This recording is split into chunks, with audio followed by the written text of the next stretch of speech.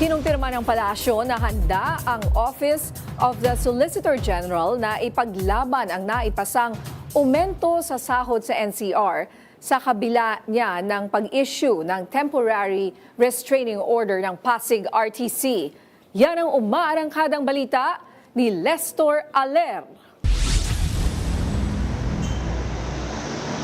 Handa ang pamahalaan na ipaglaban ang dagdag sahod sa mga manggagawa sa National Capital Region sa kabila ng pag-issue ng temporary restraining order ng Pasig RTC Branch 152 para pansamantalang isuspinde ang pagpapatupad ng aumento sa sahod. Iyan ang kinumpirma ni Presidential Communication Undersecretary at Palace Press Officer Attorney Claire Castro. Sa press briefing, sinabi ni Castro na kasalukuyan nagbabalangkas na ng dokumento bilang pagtutol sa inisyong TRO ng Pasig RTC. Handa rin aniya ang Office of the Solicitor General na ipaglaban ang naunsyaming dagdag sahod. Sa ngayon po ay meron na pong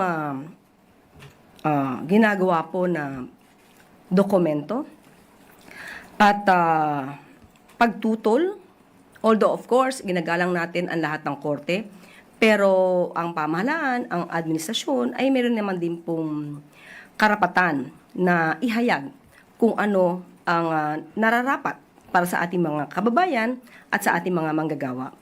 Ayon pa kay Castro na imbes sa korte ihain ng petisyon ay idinaan sana ang paghahain nito sa Regional Tripartite Wages and Productivity Board. Lumalabas po kasi na ang dapat na naging remedyo ng sino man na sanang may concern dito ay nagsampa ng apila sa sa Regional Tripartite Wages and Productivity Board, no, ipa-file ito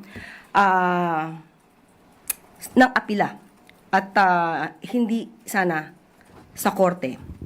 Nang matanong ang Palace Press Officer kung agad na mai-implement ang dagdag sahod matapos ang August 13, hindi ko po kayang mag-speculate kung ano ang mga susunod na mangyayari at ayoko rin pangunahan din po ang korte, pati po ang Office of the Solicitor General. Samantala, siniguro naman ng palasyo na tuloy-tuloy ang pagtatrabaho ng pamahalaan para matugunan ang pangangailangan ng mga Pilipino pagdating sa sweldo. Ako si Lestor Aler ng PRTV News, nagseserbisyo para sa Pilipino.